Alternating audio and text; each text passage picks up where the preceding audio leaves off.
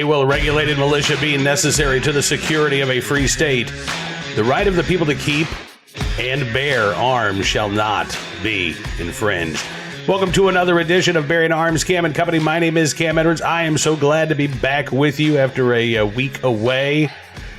Gee, I wonder what we're going to be talking about today. Yes, New Mexico Governor Lujan Grisham's order suspending for 30 days the right to carry in the city of Albuquerque. At least 4 lawsuits have already been filed. Republicans in the state legislature are talking impeachment, and they say they may be able to get Democrats to go along. We're going to be talking about it with Mark Walters of Armed American Radio here in just one moment. But before we do, Biden's America is crushing us. You've got companies laying off tens of thousands of workers, one after the other. Americans working 2 jobs just to get by. Inflation pushing hardworking families to the brink. Just look at the price of lunch meat next time you go to the grocery store. And a digital dollar could be coming down the pipeline to completely destroy our way of life. The truth is, you need a plan. You know it, and I know it. And that is why you should call Goldco, so you can diversify your savings and investments with gold and silver before things get worse. They're a 6-time Inc. 5000 winner, 2022 Company of the Year, with thousands of 5-star reviews, and they've helped people like you and me place over $1 billion in gold and silver. They're offering up to $10,000 in free silver while supplies last, and if you call them today, qualified callers will get a free Ronald Reagan half-ounce silver coin. So don't wait. Call Goldco at 855-412-3806 today. That's 855-412-3806. And now let's get right to our conversation with Mark Walters, talking about the governor's unconstitutional order, the defiance already shown by gun owners in Albuquerque, New Mexico, the lack of enforcement on the part of local police, perhaps even state police at this point, and what the heck the governor was thinking here. Take a look and a listen. Mark, thank you so much, sir, for coming on the program. It's good talking with you this morning. It is always a pleasure to join you, Cam. Thanks for being on my show yesterday as well, too. Absolutely. I'm glad we can continue this conversation because, honestly, there's so much to talk about with Governor Grisham's order here. From the fact that, she makes this announcement in front of law enforcement who's immediately say, we're not going to be enforcing this. Sorry, the police chief in Albuquerque, the Bernalillo County Sheriff. We still don't know. We haven't heard from the state police. Governor Grisham says they're going to be the ones enforcing this, but I haven't heard any statement from the state police saying that is the case. Had this big rally on Sunday in Albuquerque, lots of folks openly carrying, no arrests. Mark, so first of all, I got to ask, what is your thought? Why did Lujan Grisham make this announcement and try to, ban the right to carry in Albuquerque to begin with? I guess that's the $1 million question. And let me preface with this. I've been doing this over 20 years as far as writing and talking about it on the nation's airwaves for about 15 years. I can't think of anything more egregious, a more egregious tyrannical move when it comes to our Second Amendment rights, and there have been many from the left, than this. And I think you'll agree with me on that. In fact, I think we discussed it yesterday. Yeah. This is the most egregious, outright slap in the face that we've ever seen, which is why I spent 3 hours on it yesterday. And honestly, Cam, we'll likely spend a majority of the part of this week discussing it too, because it's continuing to unfold as we move forward. So that's a loaded question because it brings up other questions. And we go down this, let's go down these holes. Did she confer with other Democrats before she did this? I find it really hard to believe that a sitting governor did not at least have a conversation about this with the DNC, the White House, Senate leadership, House leadership. She had to have talked to someone. She had to talk to state DNC leadership. We do know that she has some support from some Democrats at the state level. But that begs the bigger question. These questions just keep arising. If, in fact, she did, or let's just assume she didn't, where is Schumer? As you and I discussed last night, where is Democrat leadership at the federal level? Why are they remaining silent? If, in fact, what she said was so egregious that even David Hogg, now he's a self-serving grifter, we all know that, but the fact that he came out and said something about it, why is Senate leadership or House leadership at the highest levels, why are they silent about it? Why wouldn't they say, hey, because if they love the Constitution, why wouldn't they say, look, we have our issues, we want more gun control, or they'll say gun safety. This is an egregious overstep. Why aren't they defending the constitutional rights of Americans and having the battle where they want to have the battle? in the House, in the Senate, in the courts. They're silent on all of this. So this smacks, I hate to say this, but it opens up this conspiratorial conversation. How and why did this begin? Let's take that to the media, for example. ABC, NBC, CBS, MSDNC, CNN, LOL, all of them. You've seen the AP, they're all the local large newspapers, LA Times, New York Times is writing about this. Just this morning at 4 a.m., like a moron, I happened to be up and I flipped on CBS News in the middle of the night, right? I don't know who the anchor is, don't know, but she did a top story on this. Never once did she seek input from any leading Democrat at all. Now, that's actually not a bad thing. She didn't comment other than to say, this is what the governor of New Mexico has done. And she followed it up with, 2 leading gun rights organizations have sued. Now, that's a good thing because that's reporting news without inserting any of her own bias into it. So I like that kind of reporting. Mm-hmm. But where are the Democrats? What I've noticed is none of these major news outlets are, in fact, seeking commentary from any of the Democrat leadership anywhere. Why? And those are the big questions that I have. And it stinks of something. Yeah, no, you're right. And I think part of it is, okay, so I think there are maybe a couple of things going on. They may have made the ask and didn't hear back from any of those Democrats, because one of the things that we've seen on social media over the weekend, I think it was Jacob Charles from Pepperdine University School of Law. He's with the, contributes to the Duke Firearms Center stuff as well. And he had posted something on X about, I don't know why I'm supposed to comment on every news story that's out there.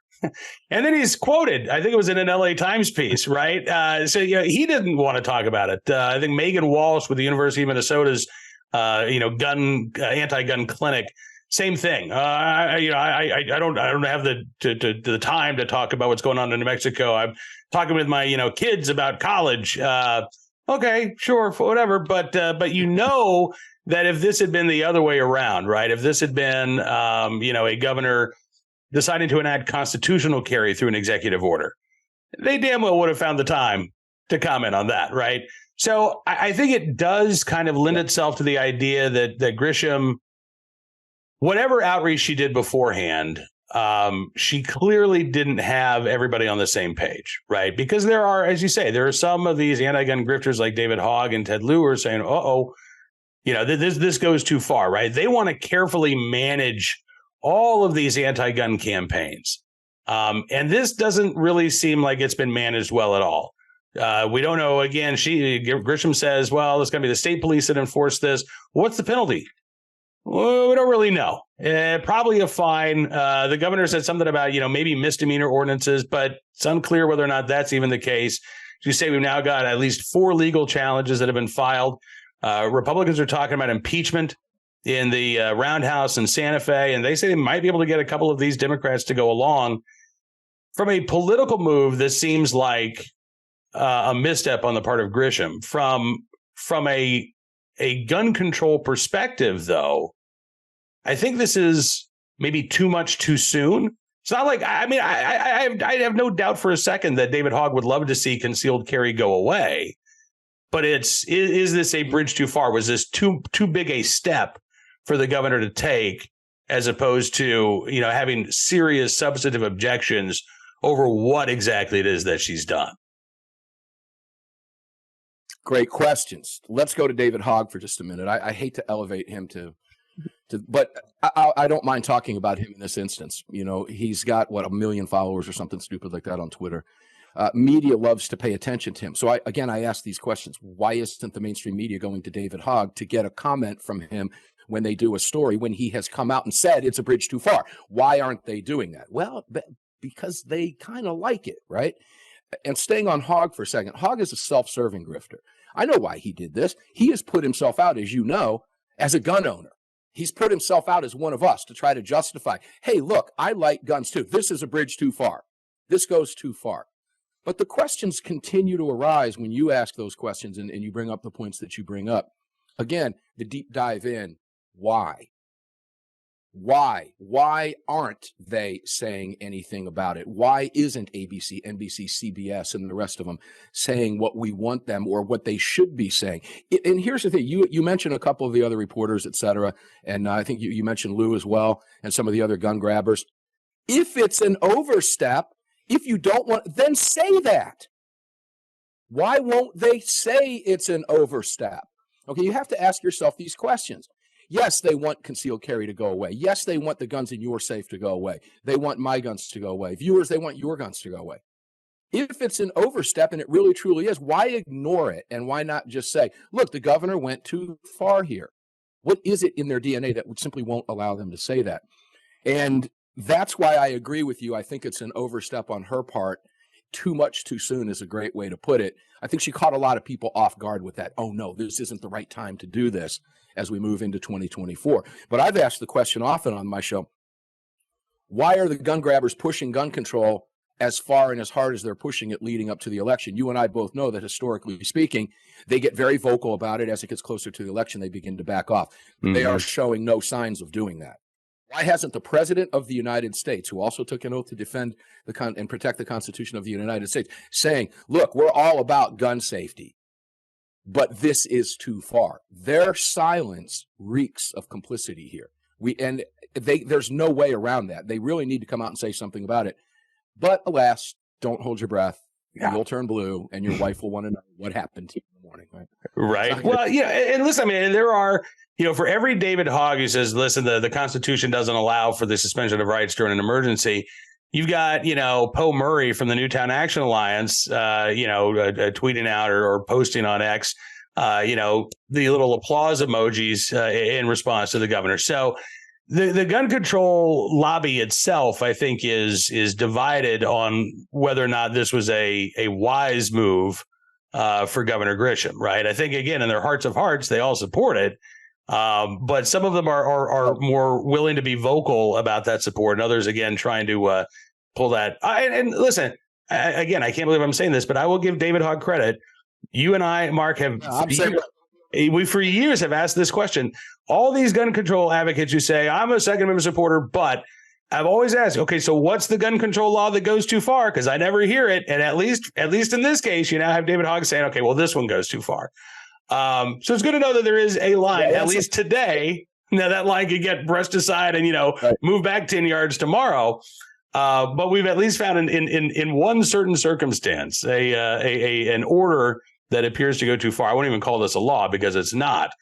So then the next question becomes, Mark, with these court filings, I do anticipate that Grisham's order is not long for this world, that this is going to be put on ice at the first given opportunity, given what a clear violation of the Second Amendment this is, as well as the violation of a New Mexico state constitution. So when this is struck down, and I'm going to say when, not if, how does Grisham spin this? Does this then become an attack on the courts for standing in the way of common sense restrictions, or is there another end game that she's working towards here? No, I think that's what her response is going to be, because we've seen that response from Hochul, we've seen that response from Murphy, we've seen that response from Newsom. They're all on the same playbook. Mind you, all of them are silent about this as well, which also speaks volumes. But that's that. Now we're going even deeper down the hole. What happened? She's already doubled and tripled down. She has admitted to a reporter during that incredible press conference that she gave the other day that no criminal is going to follow her quote unquote order. So she's already admitted that.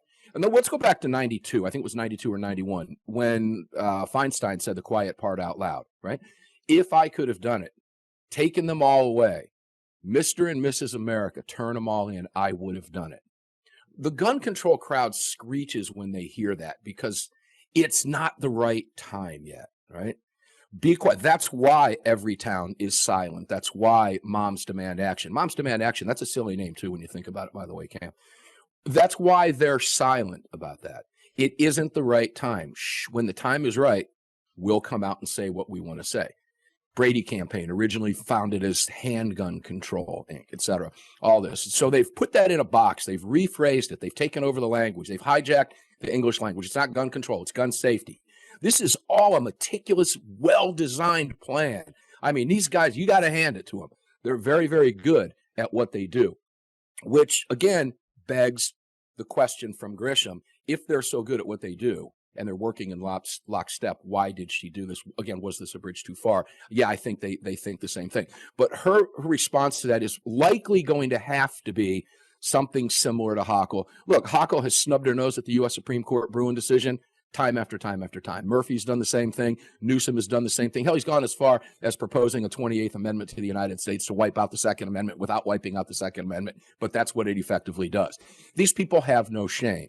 But it will be interesting to see what happens in New Mexico. The bigger question now is, as I've asked on my show for many, many years, where is your line? That was the theme of last night's program. Where's your line in the sand? At what point do Americans, in this case, New Mexico residents, say, who are Americans too, by the way, say, no, not going to happen. I'm not going to follow this unconstitutional order that you do not have either the legal or moral authority to create simply because you say so.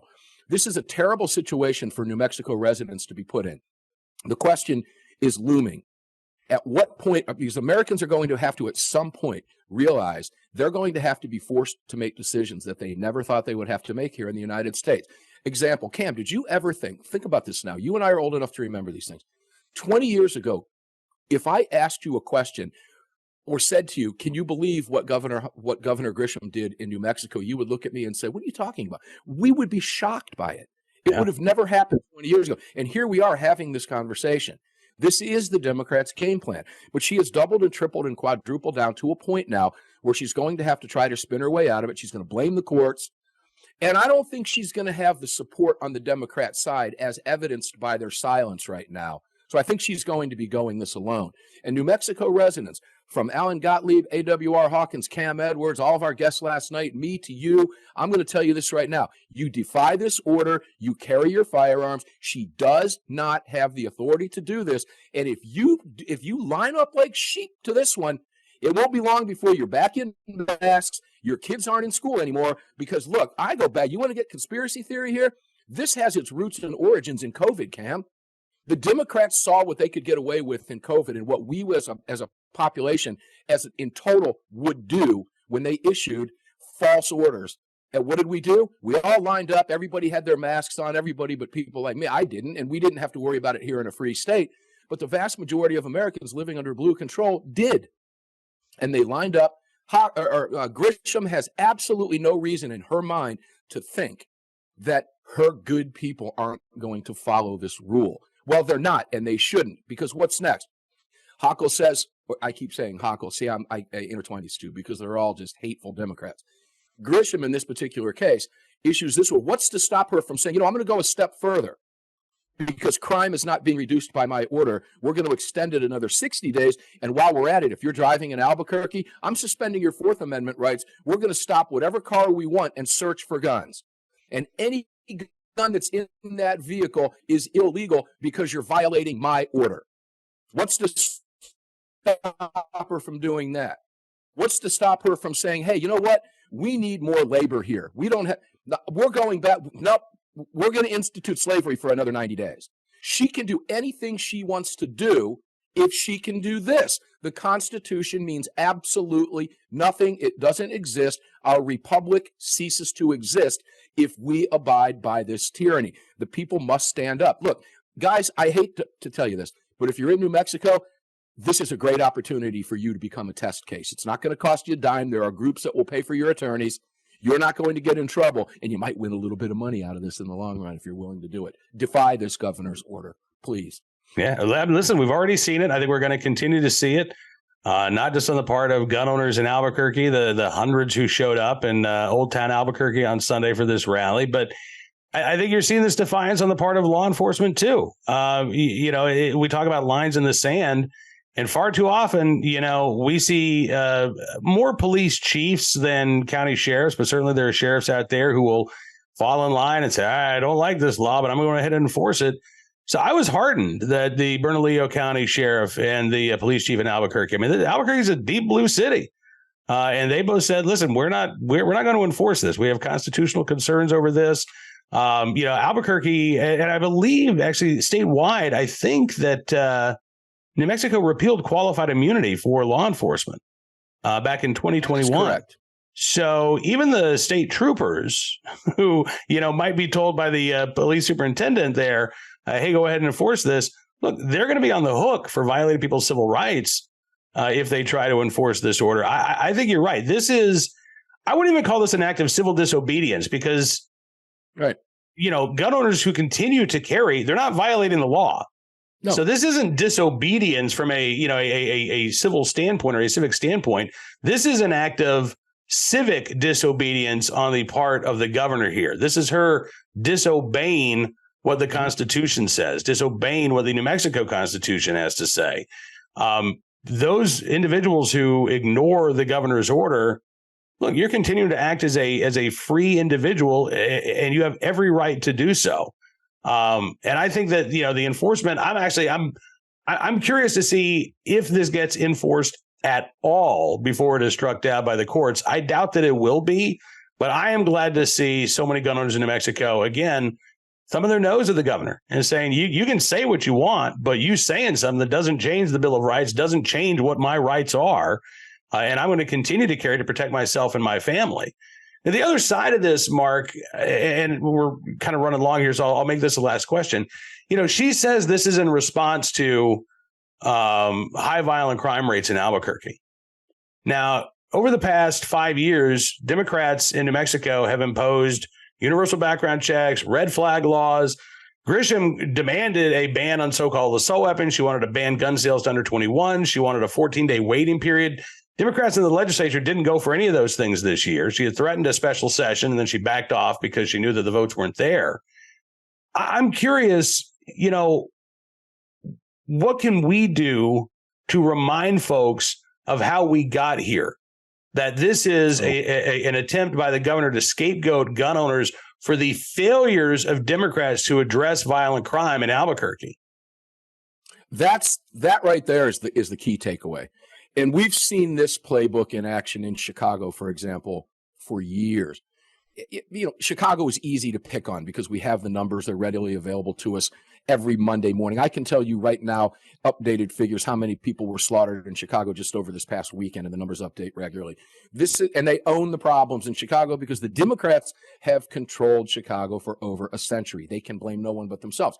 They get away with it because of their help from the mainstream media, Democrat politicians, et cetera. But that's outside the scope of this conversation. But we've seen these pages from these playbooks before. In New Mexico, for example, how do you have discussions like this? And it's not just us. Look, it's clearly struck a chord with New Mexico voters and with New Mexico gun owners. I don't think they needed Cam and Mark to jump out there and say, hey, guys, they know here that this is wrong. And that's based in how our republic is set up. Think about this for a minute. Our rule of law our republic is based in the rule of law. And that requires trust. That requires the government to trust that law-abiding people will, in fact, follow the law and stay out of the judicial system. And the vast majority of Americans do, the ones that don't wind up in the slammer and create these problems. Now what you're seeing, to get to the heart of your question, is Democrat policy failure across the board. Grisham is going to have a very, very difficult time down the road defending what she tried to do, because we all know it's not going to reduce one crime. Not one crime will be stopped because of this. The numbers will not bear out whatever it is she's trying to accomplish here unilaterally will fail. How do we do it? We continue to talk about it day after day after day. And I go back to what John Lott said on my show not too long ago. It's why I write op-eds. It's why you have Armed American Radio. It's why Cam has Cam and Company. It's why Tom has Gun Talk. It's why we talk about these things, why it's so important that we beat these issues into the ground every single day. But I do want to say one thing. Let's flip the script for just a second. The threat from the governor to fine you $5,000 because you violated her order. Let's flip that script. I like to use this example. Let's go to the Gonzalez flag, right? Come and take it, right? Is come and take it a threat? No.